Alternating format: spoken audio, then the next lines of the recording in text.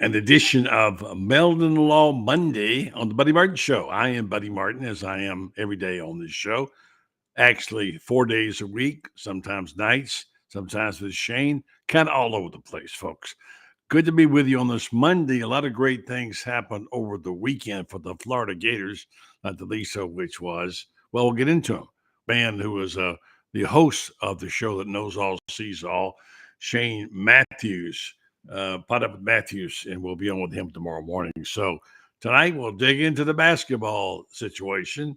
A lot of good stuff happening out there, and some stuff not so good. You wonder what it's going to take for this team to crack through, or does it even matter? Well, I don't know. Maybe it's better that they're like this. They keep you wondering, don't they? Stand by. The Buddy Martin Show is coming up right now on this channel. Yes, it's time again for Buddy Martin. Call him up and tell him what you're thinking. But be kind because he's doing the best he can. Better, stronger, faster. Mama says that alligators are ornery because they got all them teeth but no toothbrush. Hey, what if the voice calls while you're gone? Take a message. Bye. You ready, champ? I'm ready for this my whole life. I'm incapable of small talk. But that's why you love me, right? Kind of intimidating to be in the presence of so many great athletes.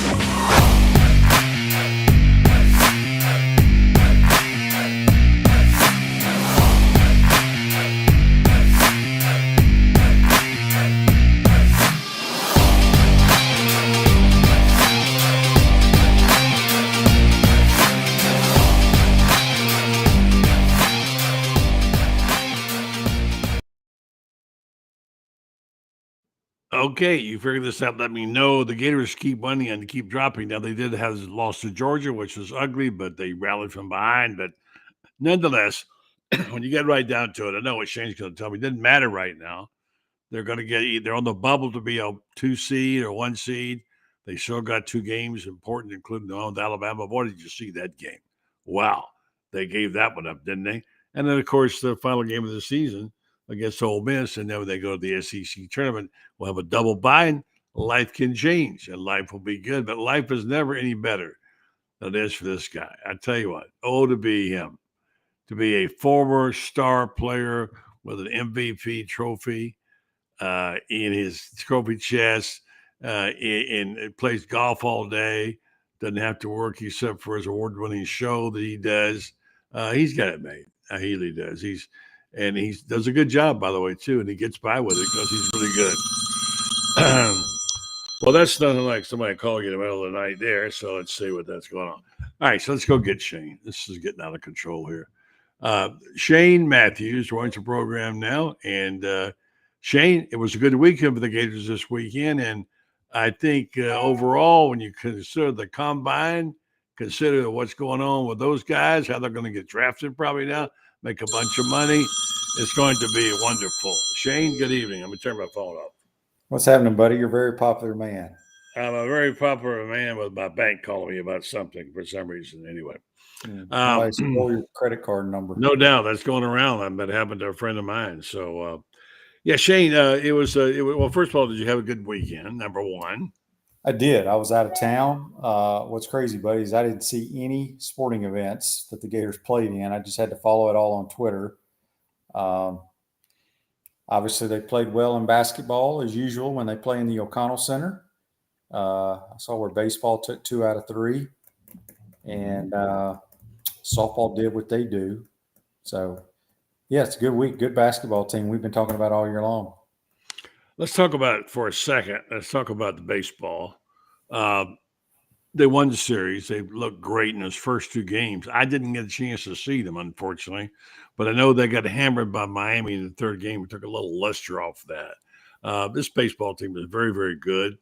I think Sully had actually pulled to an all-time tie with Miami. I don't know, some big 100% whatever in that game. Then he lost the last game. But did you watch any of it? If you did, what did you see? Obviously, some new players. A guy named Bosler who's new, and he looks like he can hit the rock. So tell me what you saw.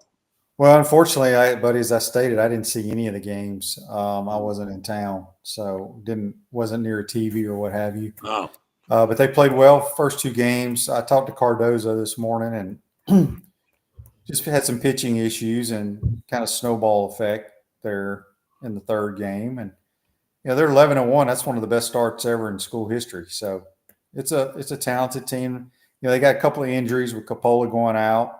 Cade Curlin's out. I don't know how long. But they got some depth.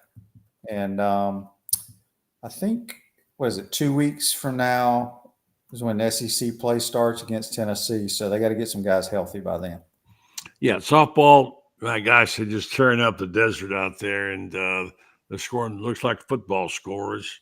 Your guy's got his team playing well. He's in for the great season.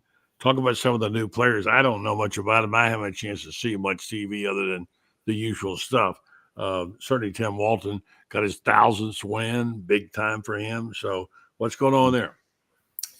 Well, I think it's the best team he's ever had. They just rolled right through the tournament here in Gainesville, which, the competition wasn't great, but he got his 1,000th win as a Gator coach. He's obviously got more than 1,000 wins, but that's a lot of wins, man. And they play Houston in Houston Wednesday, and then they start SEC play this weekend against the Lady Aggies of Texas A&M. So the grind really, really starts now because the softball in the SEC is brutal like baseball. So much going on. The Count Combine had some really good times. The Gators. We'll talk about that in just a minute. Let's go to basketball. That's where everything focuses right now. Came back and won a big game against A&M after that unfortunate game against Georgia. We talked about that some. I mean, Georgia was out of its gourds. Everything he threw up there went in. You have those kind of nights, as you said.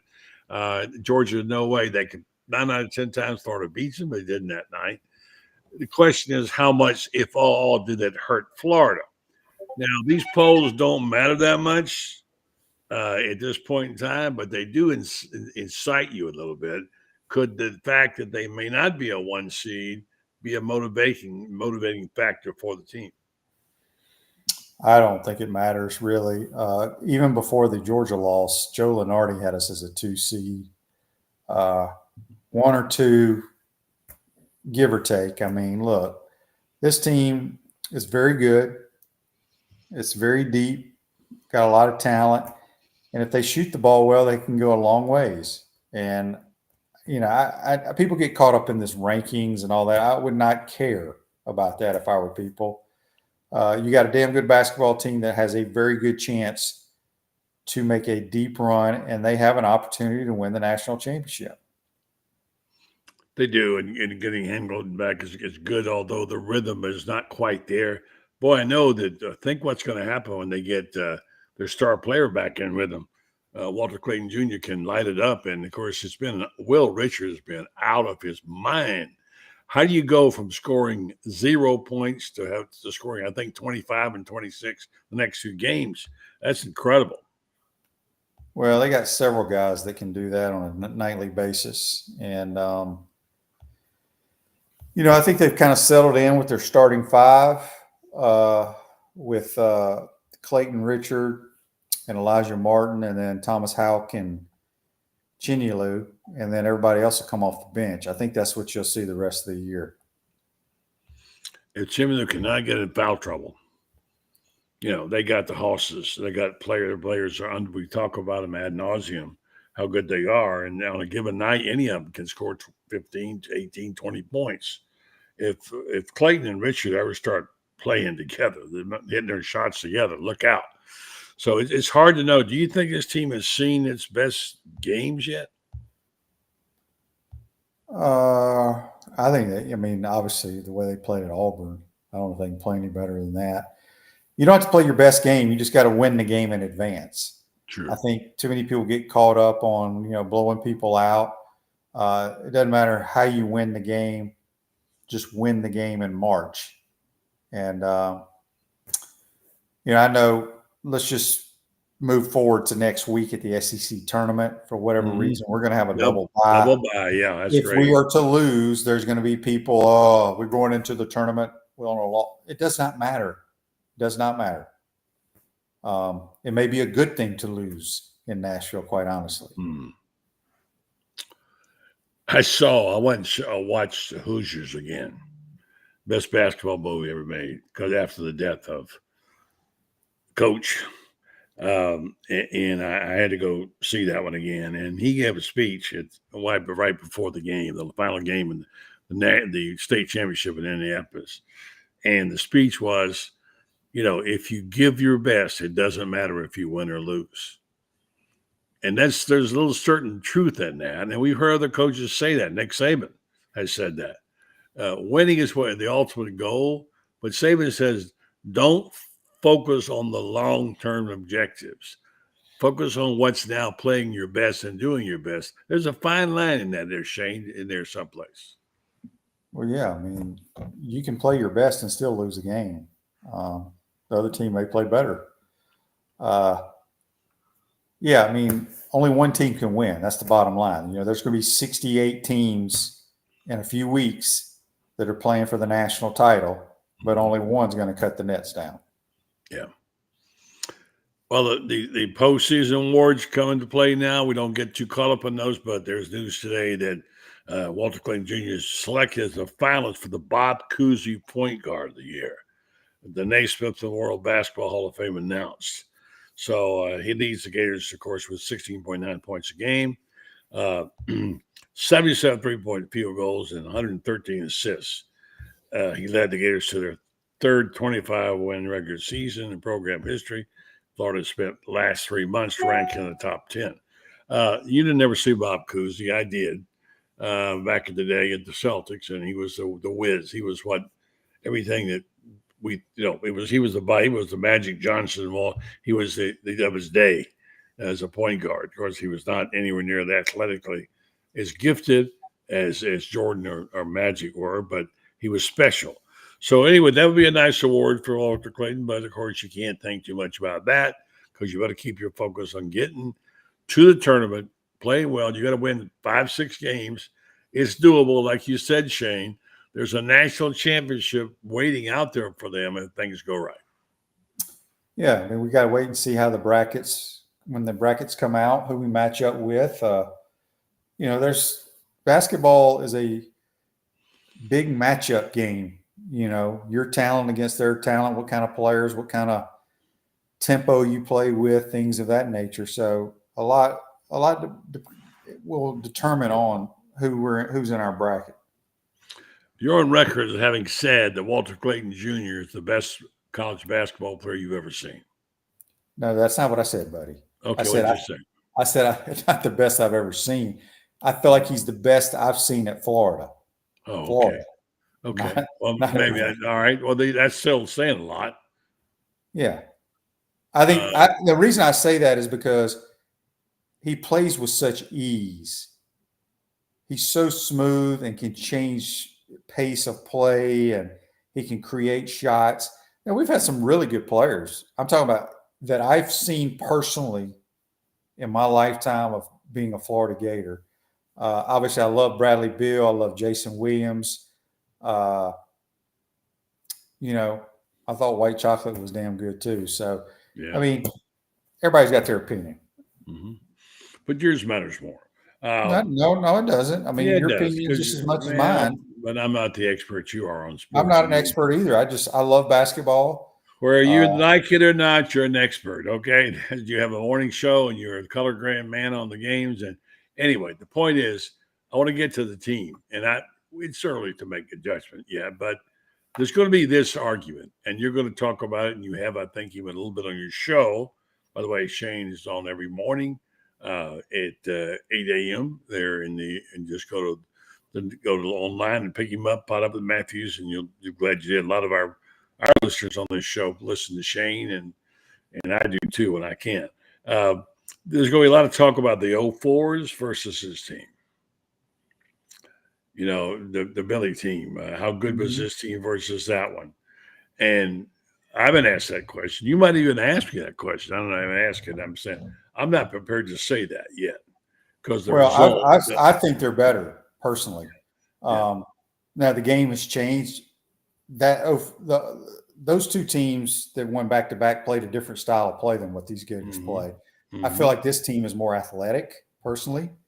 I think too many people, when you're comparing teams, you look and you say, okay, well, you can't say this team is as good or could be better than that team because they've won nothing. I agree with that. But I still to this day believe that the 2001 Florida Gator football team was the best football team that we may have ever had here. Coaches last year. I thought that team was phenomenal. But didn't get a chance to show it. Sometimes the best teams do not win a championship. True. Very true. So you can't say, well, these guys went to play in the NBA. You don't know what's going to happen with this crew until years down the road. So I just think the style of play, the athleticism, I think they got better shooters on this team than they did on the national championship teams. More better shooters. Yeah, more better. Yeah, I mean, Lee Humphrey was an outstanding shooter, but you got like 3 or 4 or 5 of them on this team. And again, people say I'm crazy to say that, but I don't give a damn. My eyes tell me. It's okay. That's I agree. But I don't care what people think. I think this team is way more athletic than that team. Okay, I can buy that. I saw that team play almost every game, and I consider I see strengths of both. I love how they played together. Really, really like how they play. This team plays well together. I like how they shared shares the basketball, and so did the Force. And so there's a lot of similarities in that regard. But my gosh, the number of shooters, as you point out, number of really great shooters on this team. I don't think I know many teams of any kind anywhere that have. Well, I mean, there's some other teams in it. I mean, Duke's got a lot of good shooters. Auburn's got some. I get you. I know you're right, but I'm not saying it very well. The strength of the two units, the front court and the back court. Everybody talks about the back court as they should. They can play 5 guards. They're really good, and all of them can play and shoot. But those bigs down there, the way they really rebound, and they're physical. And when you got that many fouls to give, as friends like to say, he counts they got 25 fouls to give down there. That's a big thing during the tournaments. So that's going to stand them in good stead, I do believe. Now, in comparing them, I don't know, but it's fun to talk about it. This team is very, very good. They're going to have to uptick it just a little bit here. They got they got Alabama, and they've got Ole Miss. Think they'll win them both? I think Wednesday's going to be hard. Alabama's coming off a loss. I think they still have an opportunity to be a 1 seed, especially if they beat Florida. Playing there is going to be difficult. Ole Miss is very, very well coached. They got a good basketball team. We'll win because it's at home. But I hope we win Wednesday night, but it's going to be tough. Can you believe Texas A&M has lost 5 in a row? Yeah, they had a double bye about a week ago in the SEC tournament, and they're going the wrong way. But they're a team I would not want to play in late March because their style of play can really bother you if you're not used to it. I love how Buzz Williams coaches. He's really a heck of a coach. Let's talk baseball. 9,300 people at Condron for Game 2, the most ever for this program.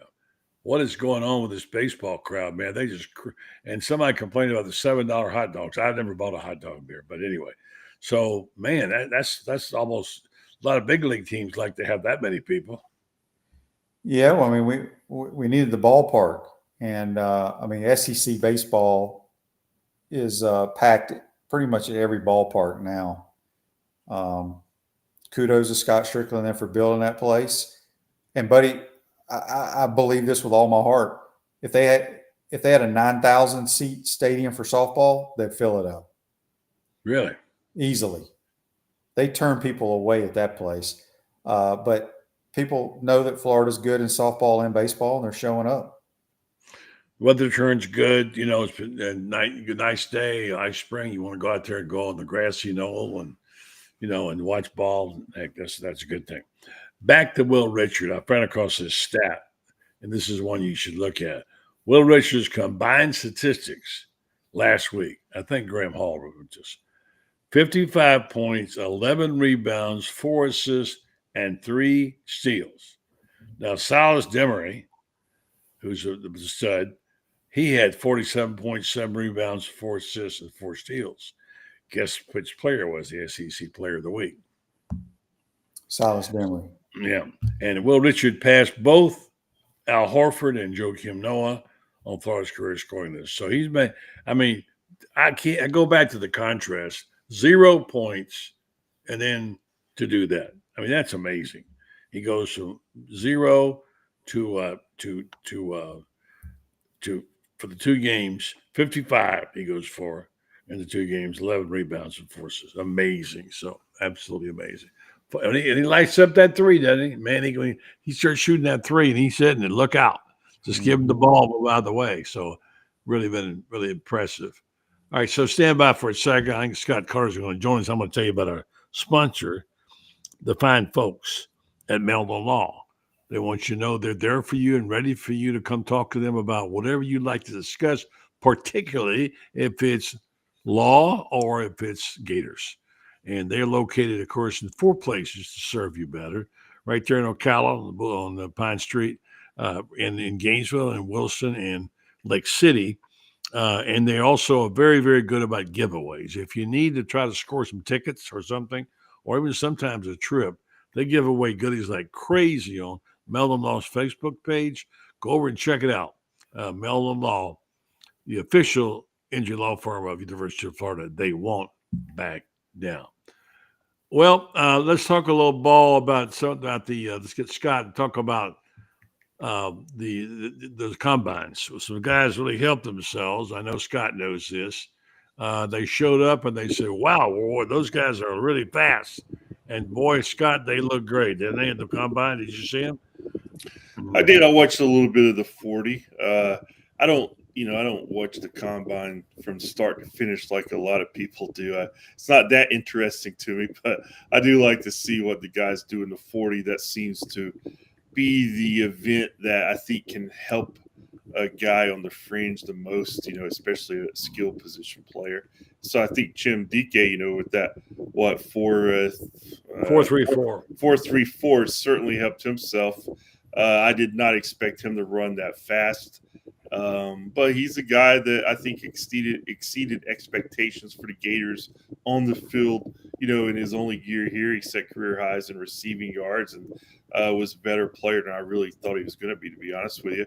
And I think he's probably proven that right now through this process to some of the NFL scouts. And then Elijah Badger had a nice, I think it was 4.43. Montrell Johnson would put up a really good time, 4.42. So overall, I think the skill position players who were up there for the Gators, they certainly didn't hurt themselves. And it'll be interesting to see with those good times if any of those guys decide to run to 40 at Pro Day later this month, or if they'll just let their time stand from Indy, because it got them a lot of pub.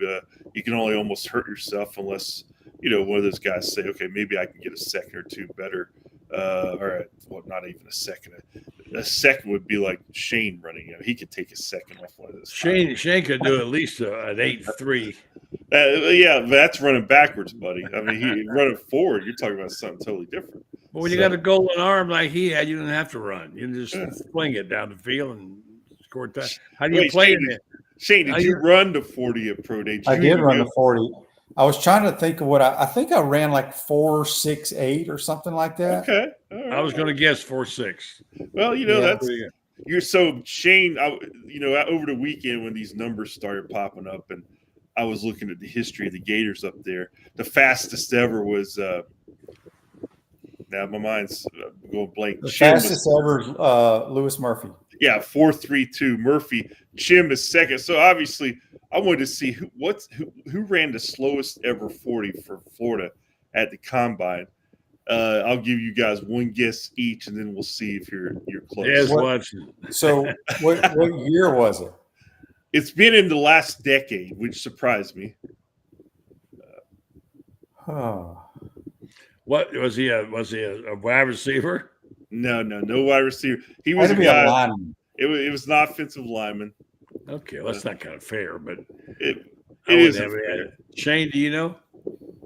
I have no idea who It was surprisingly Martez Ivey, a 5'8", a I 5'8". forgot he even played there. Yeah. Yeah, I mean, remember he was a 5-star guy. Five-star.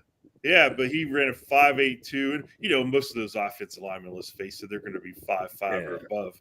So he's not that far. I think the next closest was Shannon Snell, 5'8". So hey, those guys, they don't care about running, So I was just curious to see what Yeah, it's interesting. I guarantee you they did a lot more bench presses than Chim Dike did. So, let's balance that. No doubt. Shane was a demon in the weight room. He was amazing. What could you bench, Shane? About 110? I did 225.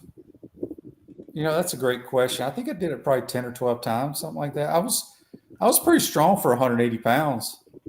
Shane was an athlete. Shane was an athlete. That's the thing about it. He'll tell you that. So the difference, buddy, I'm going to explain it to you like I used to do those weight coaches in the NFL. There's a difference between being a good athlete or being athletic. Yeah, I hear I you. was the good athlete. I may not be real athletic because I used to argue with them. Oh, man, he ran a 4.4 and he benched this. And I said, he can't do anything but freaking run routes. He can't play golf. He can't play tennis. He can't play ping pong. He can't shoot the basketball. So he's not a good athlete. He's just athletic. And some of the guys who run those routes can't actually catch. So, it's very true.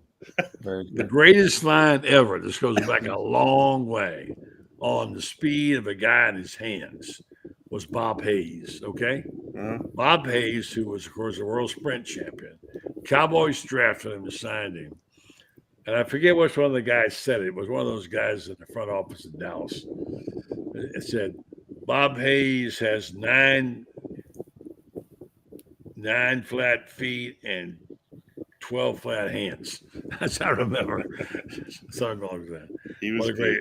He was amazing. Bullet Bob. He was amazing. Yeah, I saw him run a few times. Let's talk a little football for a change, and we'll bring fans in there in just a second. Shane's going to go eat his cookies and milk here in a minute anyway. Spring football started, dudes. I mean, and Florida's right around the corner. First, let's talk about Florida. I'm glad they got a spring game, Scott, because I think that if for no other reason, the ceremonial part, not for the evaluating prospects, you can't. But I think it's still part of the ceremonies, isn't it, Scott? Well, traditionally, it certainly is. And, it gives a chance for people to kind of get excited about football when it's really quiet in the college football world. But obviously, as we know, times are changing. And I was talking with someone today about, internally planning. I said, I think we're probably down to the last 2 or 3 years of spring football. If I had to guess, I just see it going more to a professional format. And, the games have become, they're not really that fun or interesting to me, but it is a great chance to get a lot of people on campus. They go to baseball, they go maybe over to softball. So you hate to lose that, but I think you can create another event around football that maybe can do that. I just don't know if the spring game, just from all the chatter in the coaching world, you could tell which way the coaches are leaning, and they're leaning toward getting maybe rid of it and doing something different, more along the professional model. And they seem to be the running the show right now. So that's just my 2 cents, but I do like the fact that they get a chance to come up, and it should be a fun Saturday afternoon this year. Yeah, and I think we're going to see the end of spring games as we already have it, as we know them. We're going to see the end of championship games. That's what bothers me. I see it coming. That 9th game, they're going to say we can't do the championship. Let's do it a different way. I don't know. I just hope they don't throw out the baby with the bathwater and start messing around. So I'm all for change. A lot of good things have happened. Shane, are you happy with the college football right now? Yeah, a college football playoff. I love it. The more the The better. whole game right now, everything. Well, I'm not a huge fan of spring football. I think it's a waste of time. I know it's great because it's free to get in, bring kids, that never get to come to a game in the swamp. I'm all for that, but it's really a waste of time. I don't see them getting rid of championship games. They make way too much money. I will be shocked in my lifetime if they get rid of the SEC championship game. I just don't know how they can do it. Well, Yeah. I mean, if they go to 20 teams in the playoffs, and start doing that. I mean, look at the college scene right now. They'd like to get rid of the college conference tournaments. I don't know. I just don't feel good about it. How about you, Franz? Do you feel all right about it? They're never going to get rid of it as long as it's as long as it makes the SEC probably $40 or $50 million. Yeah. Ain't going to happen. Yeah, And I can tell you this much: college basketball tournaments aren't going to go away, because here's the reality. For people who want to expand the tournament and say, we got to let more teams in, you had your chance. Your conference tournament, you win your conference tournament, you're in the big dance. So don't tell me that we need to expand the NCAA tournament because we can't get teams in. So conference tournaments aren't going to go away, because then we lose the excuse that you had your chance. Scott, we're having some problem with your microphone. Somewhere we're getting a noise on it. If you could mind log it off and log it back on, I'd appreciate it very much. Just getting some kind of wind noise or something from your mic. I mean, a little fan here.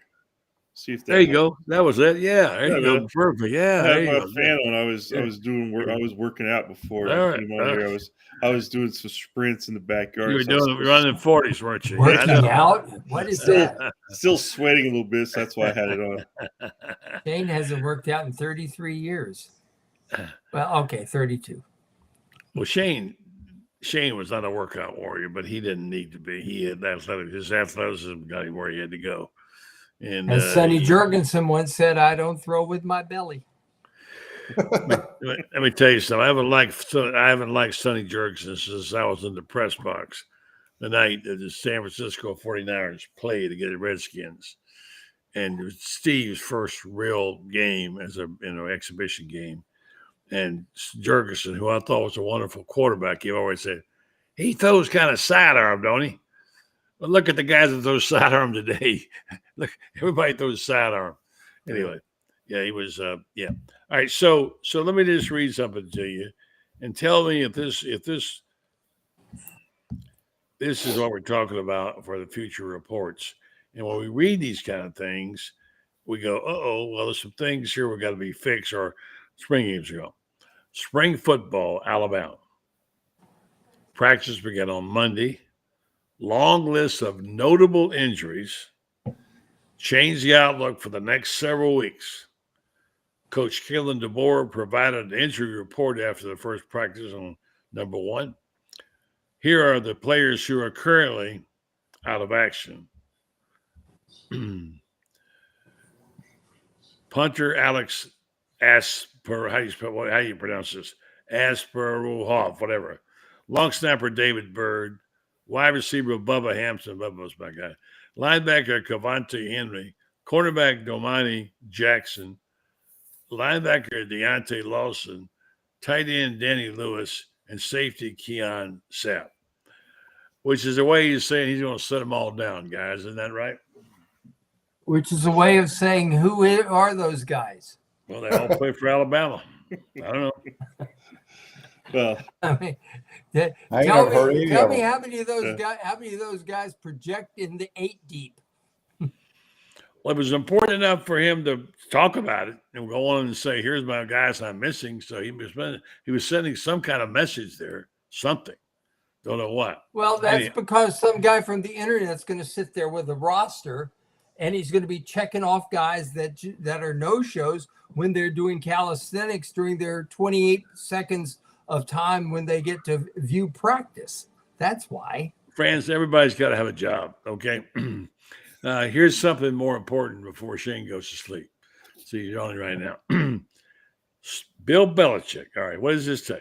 Bill Belichick's favorite book, so that's what it says, isn't about football. It is The Art of War by Sun Tzu. For decades, he's applied its principles to dominate the NFL. How long before, after Steve Spurrier did, do you think he did? That's the question. I got news for you. I am almost positive Spurrier did it before he did. He espoused that. I'm sure Shane can almost recite those principles from Sun Tzu. So you think Belichick did it before Spurrier? Guarantee he didn't. Spurrier gave a copy to Mary Wise in 1991. Yeah. That's a fact. Well, he had it at Duke, I think. So maybe he'll answer it on Hard Knocks with the Tar Heels this year. Maybe he'll answer that question. Yeah, there you go. Belichick. That was pretty interesting to hear that Hard Knocks is going to do North Carolina instead of the NFL team. That Belichick will let him, a guy who wouldn't even, the worst press conferences in the history of the NFL. Yeah, people 2-word answers, 2-word. But I mean, he's done that. He did that, and he would give you least information possible. Yes, no, maybe, whatever. And here he is in the media now. He's turned over a new. He was great on Peyton and Eli's Monday night every game. It's not the same thing, Shane. That's like that's like having a beer with your friends. But being in front of the media and answering questions, those people are beneath. Well, let's talk about that for a second. Shane, did you ever hear anything? Did you ever read Art of War? Did you ever hear Coach talking about it? Yeah, I actually have it. I've read through it. I don't memorize everything like Coach does because I didn't really coach. But yeah, I have the book. By the way, speaking of which, congratulations, another Hall of Fame for Coach Spurrier, the Quarterbacks Hall of Fame. Did you know they have one of those, Shane? I didn't. Yeah, it's the National Quarterback Club.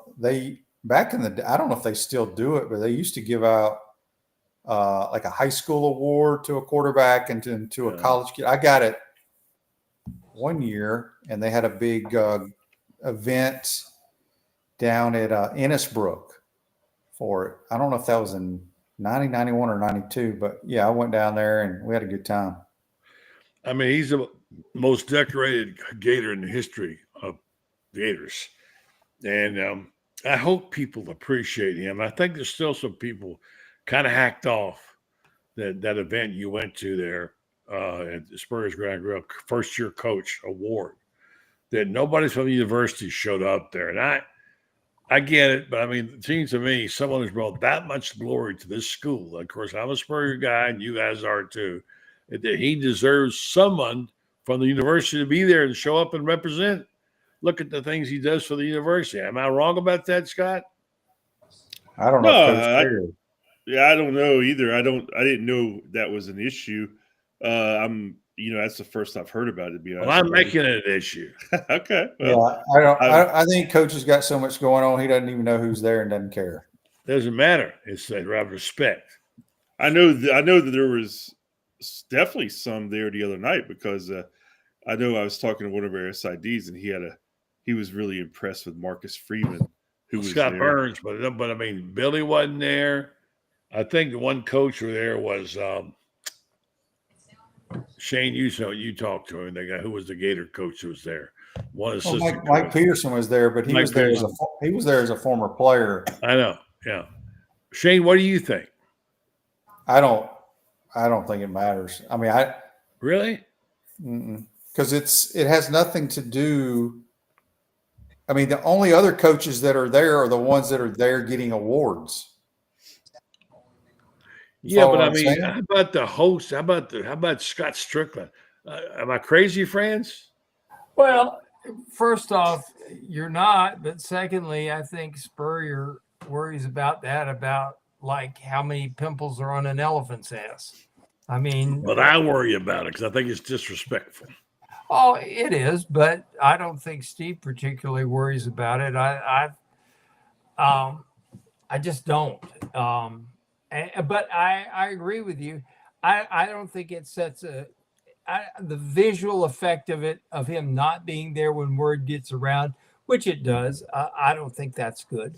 I really don't. I think that, and as you said, buddy, for as much as he has done Florida football is still in the dark ages, and we were before Steve Spurrier. And he brought us out of the dark ages in the 60s and brought us out of dark times in the 90s. The fact that if he's going to fart in the night, somebody needs to be there to appreciate it. Freddie Beebe's on there now. He's to be congratulated for a great event he put out. He has a little note here. I did not know this. It's a good note because Freddie has to know. He says that had HBC's auction off their Horde Award book at Danny's fundraiser in Jacksonville last year. That's pretty cool. Wonder how much. Hey, if you're listening, tell us how much it went. It was one. Yeah, I was there, and the guy that bought it was sitting at my table. It was Kevin Edmondson, who runs Edmondson Electric down in the Tampa area. I think he paid $17,000 for it. Okay, wow, who knew? Yeah, that's pretty cool. They need to auction off one of yours, buddy. They get money off that. $2. 5 at least. I'm looking up here the remaining copies I've got of the Steve Spurrier in hardback. Not many. I went online to buy a couple of the old books, and they had these rare books, and one of them was $100. I'm not paying $100 for my own book. You can't get any more of them. Anyway, that's not because it was valuable. It's just they're sold out. That's the point. So I'm wrong, apparently. Karen says it wasn't a university function. Has nothing to do with it, Karen. It's out of respect for your guy who's given you so much and done so much for you. Find a way to get somebody. Well, buddy, I'm gonna play devil's advocate here because remember, Coach is not receiving any awards. You know what I mean? His name is on the trophy for the coach that gets the award, but they give a freshman of the year on offense, a freshman of the year on defense, a special teams player, legend award, and then the coach of the year. So I hear what you're saying, but maybe we were busy making phone calls and recruiting players, which is more important. And I don't know, this is another thought is, I mean, if I'm Billy Napier, I don't know if I show up or not with Dabo Sweeney there. I don't know if I like. Someone said that had nothing to do with it. Somebody put that out somewhere. Nothing to do with it. Whatever. Probably, I'm sure it didn't have, but I'm just saying, I don't think him and Dabo are probably chummy. I'm sorry. I'll go to my grave saying it was disrespectful not to have been there. And I think they ought to be. Then that's me. And Freddie can tell me if I'm wrong. He's online here, but nonetheless. All right. So Shane, before you go, when's the next time you're going to have Tim on the show? Tim Walton? Yeah. I don't know the answer to that. Probably in a couple of weeks. I don't know. Okay. They're busy. How does he find people when they're busy? No, I know. I understand that. But that's when he has to go on the show once in a while. And inform us, how does he find these pictures? We're one of the top 3 programs in America. I know, that's what I'm saying. How does he do they it? want to come to play here. Okay. I mean, they start recruiting them when they're like in the 8th grade, 8th or 9th grade. Yeah. Yeah. They have any NIL deals there? Probably do a few, right? They do. Last one before you go, Shane. Jimmy Johnson retired today from Fox. I know it doesn't matter to most people, but Jimmy's brought a lot to that show. He's done now. He's 81. He's through. And the next would be Bradshaw, and will also be Howie probably. So they've had a great run on that show. Jimmy Johnson, as he goes out the door, any final words, Shane, about him? No, I didn't watch that show. I don't watch a lot of those NFL pregame shows, but I mean, obviously he was a tremendous college coach and pro coach. I mean, the record speaks for itself. Mm-hmm. Won them both. How about you, Scott? I'm a big Jimmy Johnson fan just because I'm a big Cowboys fan, and I like his presence on the show. I really haven't watched much of that in the last few years, but anytime you have a guy who's won a national championship collegiately, won the Super Bowl, and then he went on to have the kind of career he did. He even was on Survivor, fellas. I mean, he's earned he's earned his retirement. And I remember reading the book that I think, believe it or not, I don't know if Skip Bayless wrote it. Turning this thing around is about when he first got to Dallas, and man, Jimmy Johnson was ruthless, man. I remember he basically told his wife at the time, honey, I got a big job to do. I'm sorry, we're getting divorced. And then he just dove right deep into that job, and he separated himself from his family, and he got it going the way he wanted to, and obviously it worked. But man, I just opened my eyes to, wow, what a guy who he really wanted that job and really wanted to make his mark there, and he did, obviously. But interesting guy. The defensive coordinator for the Picayune High Maroon Tide in 1966. Oklahoma I State. did not know that. I did not know that. Yes, indeed. There you go. And Janis Joplin's prom date. I did know that they went to school together. I didn't know they were at prom date. I didn't know Janis Joplin was a Picayune graduate. No, that was in Port Arthur. They were next door neighbors. Their dads worked in the oil fields, and they couldn't afford to ask anybody else out for a date, so they went to the prom together. You don't get that kind of stuff, folks, any other shows. No. You don't get that stuff there. All right, Shane, say goodnight and tell me who's on the show tomorrow. Award-winning Buddy Martin's on the program, Yeah. and then Ernest Graham. You're leading off on Ernest Graham. Oh my gosh, that's a pleasure. I'll be delighted. That'll be good. I'm glad to hear him. I'm glad his son is doing so well. I'm hearing good reports, Scott, on Ernest Graham's son, Miles. He sounds like he's a real leader. Yeah, I think he is, and I think that's a big reason why they wanted him for that locker room presence, but also obviously as a player we saw starting to flash a little bit toward the end of last season. I think he's got a bright future ahead of him if he stays healthy. I just know that he, it's always great to see when those players' sons come back, but it's also great when they're really good players. I think he has a chance to do that. All right, Shane, talk to you in the morning. Thanks, buddy. Good night. All right, fellas. Y'all. See you, bud. We're gonna do a spot here, and then we're gonna jump back into basketball a little bit. I know you can't stay forever, Scott, but hang around for a couple of questions. Sure. Let's talk about it. I want to get into the 04s versus his team. Shane and I talked about it a little bit. Friends, you know a lot about it. I know, Scott, you saw them. I think this is the comparison we're going to hear more and more of as they get to the tournament in advance. Meanwhile, let me tell you about our friends and our sponsors. Let me get my phone out while I do this. Talk among yourselves for a second. Well, the 04s against the, what are we calling these? The 25s? The 25s, yeah, I guess. That's an interesting debate. I'm not ready to go label this team better than the 04s. Gotta win one before I can even get close to that. But this team is certainly fun to watch. This team is fun to watch, but I don't think they play anywhere close to the same amount, the intense level of defense that those teams in 06 and 07 played. Those teams, all you got to do is look at the semifinals and finals in 2007.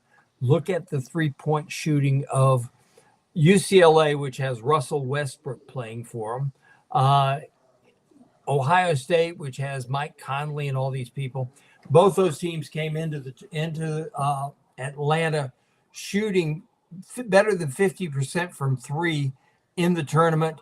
And let's see, UCLA, if memory serves me right, went 5 for 25 and 5 for 22, and Ohio State went 4 for 24. Lee Humphrey just absolutely destroyed his guy, which was amazing because Hump has never, ever been given credit for the great defensive player he was. But you ask Tarian and guys like that who played with him, and they say he was just, nobody in practice, nobody wanted Humpers to defend him because he was just, he was just a scratch and claw kind of guy because he didn't have the physical attributes as some of these other guys had. That's interesting because you never really think of Lee Humphrey in that area as defense. You just think of 3-pointers. So that's good nugget there. I just like I like this team's its depth. It's not, I don't know, that fours, I mean, they had great depth too, obviously. But I think the difference, you hit it on the head. That defense, I mean, that defense that they played back then, it's a different game nowadays, but I think that team back then would fit nicely into today's game because they played such relentless defense. Good job, guys. I'm going to do this commercial real fast on Titan. Come back and wrap up that thought and ask you for your thoughts about Gene Hackman and about the greatest sports, one of the greatest basketball movie I ever saw. I watched it again. Titan MRI Imaging. Now Titan MRI Imaging. Titan MRI Imaging acquired a high-field MRI. Joe Coloria started high-field MRI in 1997. Now he's back. Titan MRI and Imaging now has 3 locations, 2 in Gainesville, with its Park Avenue location, and now the Millennium Center, and one in Lake City, serving all of Columbia County and Valdosta, Georgia. Titan MRI Imaging offers the same great customer service, except insurance through their convenient self-pay options. They offer MRI, CT scans, X-rays, and ultrasounds. Easy scheduling with lots of options, include evenings. Titan MRI Imaging, here to serve you. Many locations and more coming. Titan MRI Imaging. All right, guys, Hoosiers. I just love that movie, and I had to go back and watch the scene when they got to Butler Fieldhouse, and they with their team, a little school in the middle of nowhere in Indiana, the smallest ever, and he walk in with a tape measure. Remember the scene, friends? I do indeed. Scott, you remember it, Scott? Vaguely. I mean, I haven't watched that movie in years, but I love it. Yeah, and I loved it in rewatching it. My wife had never seen it either. So, I mean, just the whole narrative was really good about how he was a down and out guy and all that. Yeah. And then he had 5 players, and then he had to play with 4 players one time. And anyway, the bottom line is that scene, here these guys go through all this stuff together. You got to imagine, Indiana basketball is like 10 times bigger than Gator football here. I mean, it just is. It's huge. And so this little school is playing in the state championship against South Bend, a much better team. And they were doomed to get crushed. And they go in, and Dennis Hopper was the drunken assistant coach, by the way. And they go to and he wasn't at the game that night because he got drunk. But anyway, the fact is they came in with tape measures, and they had the boys do a walkthrough around the gym, and they took the measuring tape and they measured the foul line to the basket, and then they said measure the baskets. They put the smallest player they have on somebody's shoulders, and they measured the tape measure. Yep, 10 feet, just like our gym. I thought that was just amazing. I love that. Didn't you guys? Now that you said that, I remember that now. I don't know if you guys saw it. When he passed away the other day, somebody had retweeted a picture. I don't know if you guys remember, but back in 2016, I remember being out at spring practice one day. And after practice, I'm just standing there on the fence watching, and this guy comes up with a woman. And after I saw pictures of Hackman's wife this week, it wasn't his wife. I think it was Del Rio's wife, Jack Del Rio. She was blonde, and, she was helping him around. So I just kind of figured maybe that's Luke Del Rio's grandfather or something. Anyway, a student trainer runs over to where I was standing, and there was a chair there. And he goes, "Do you care if I get this chair?" And I said, no. And this guy comes over and he sits down. And even before he sat down, he said something like, I think he said something along the lines of, a guy my age probably needs a chair. And he sat down, and I didn't recognize him, but that voice, instantly I knew, damn, that's Gene Hackman. What is he here for? And of course, him and Jack Del Rio became buddies. Didn't know when that. Del Rio was out there with the Raiders, and they become family friends. And somehow he flew here to watch Luke practice one day. Just a totally random thing. But yeah, Gene Hackman, he's in my all-time top 5 favorite actors for sure. I'll tell you something that's interesting is Florida Associate Athletic Director and trainer Duke Werner is from a place that they call Versailles. Most places in the civilized world call it Versailles. Not but Kentucky. In Indiana, It's Versailles, Indiana. Indiana, yeah. And it is 5 miles down the road from Milan, which is who Hoosiers is staying at. In 2006, I flew into Cincinnati and rented my car there because flying into Indianapolis was just ridiculous prices. Yeah. Rental cars were $250, and I rented my car. I rented a luxury car for $33 a day out of Cincinnati. Yeah. So I stopped in Versailles, and I got a Gator jacket on, and of course, everybody in the whole place says, "You know Duke Werner?" And I went, "Yes, I do." And all of a sudden, Duke's family shows up there, and I told them I was stopping to eat, and I was on my way to Milan. They called ahead. The lady opens up the museum there, wow.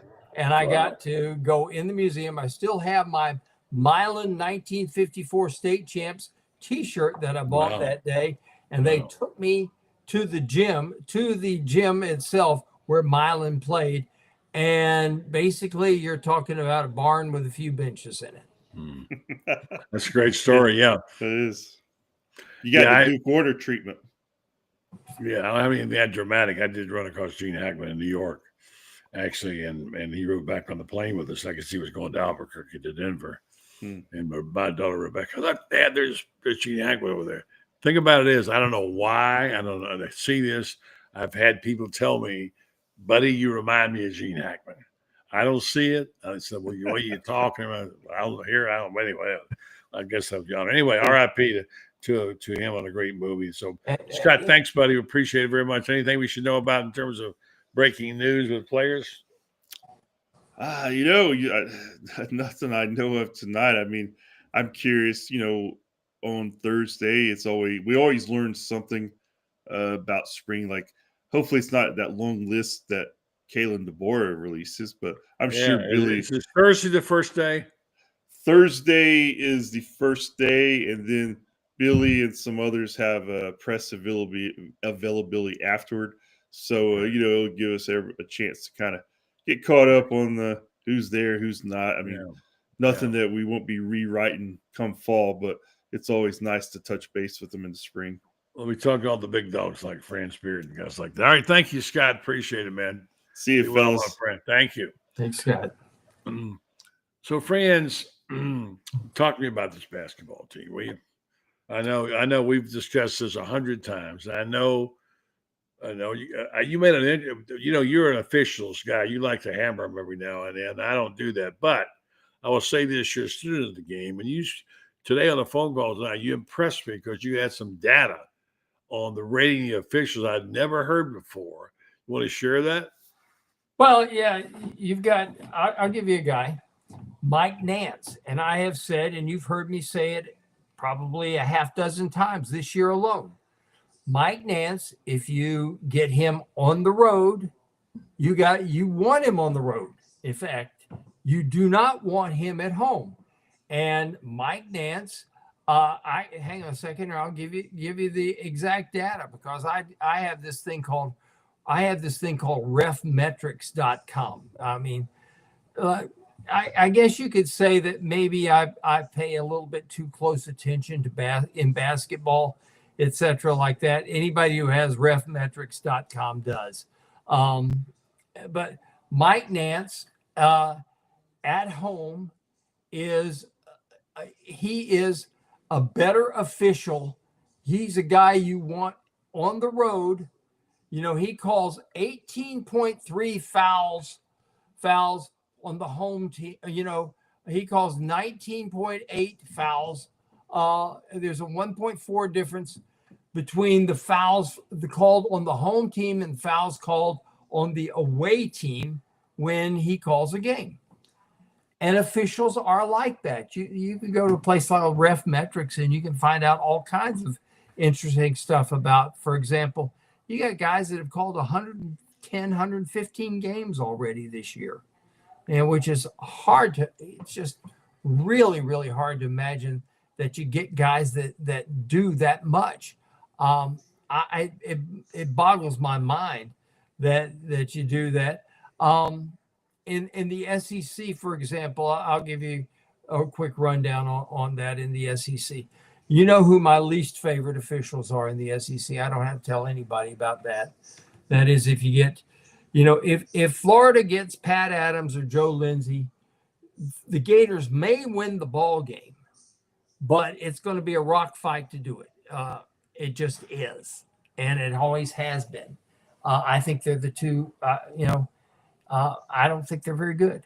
I think Joe Lindsey ranks with the bottom feeders in the league. What does he do wrong, France?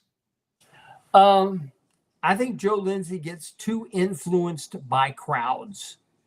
I think he gets too influenced by coaches who kind of. I think he gets too influenced by coaches that jump on his case a little bit. I think, as my old high school coach in Mississippi, Benny Kimball, used to say, he sure gets a hell of a case of the red ass, don't he? He's like that. When he calls a Florida game, it's bad news. I texted Denver Parlor, who's the SID, when Florida played Tennessee up there, and I looked at the officials and I said, how in the hell in a game of this magnitude, Florida and Tennessee at the time, I think the Gators were, Tennessee was ranked, had already, Florida and Tennessee had already played, and it had been a hell of a big ball game before, and it was even bigger the second time. And I said, how do we get Joe Lindsey? And he sends me back 3 question marks, like hell if I know. And some guys are like that.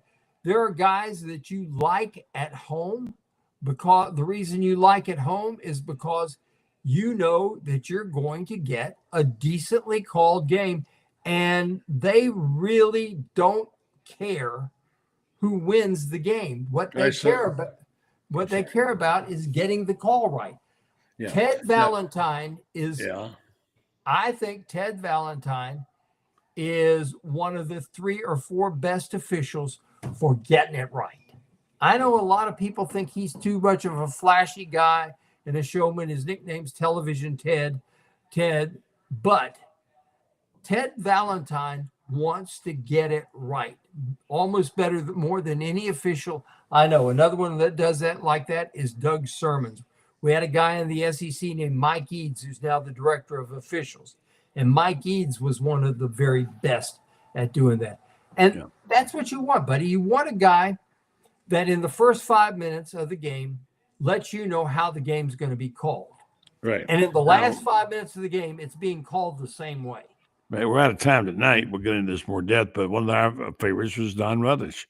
He was as good as they came. And we're going to get Don on the show again here soon one night. We need to. I communicate with him. He is Don. I'll tell you what Don Rutledge was. Don Rutledge was what coaches call a neutral whistle. Dean Smith, who was as you know was a very good friend of mine. Dean Smith, his name for Don Rutledge was neutral whistle, which means that he didn't give a rat's ass who the game was being called for. Where he was, who we were playing. The whole thing was what's the right call? We've had him on a few times. We talked about makeup calls and stuff like that. All right, friends, great job tonight. You're writing really great stuff. Your basketball coverage was exceptional over the weekend. You and Chris Spears, kudos to what you did. Hell of a picture, isn't it, of that block by Condon?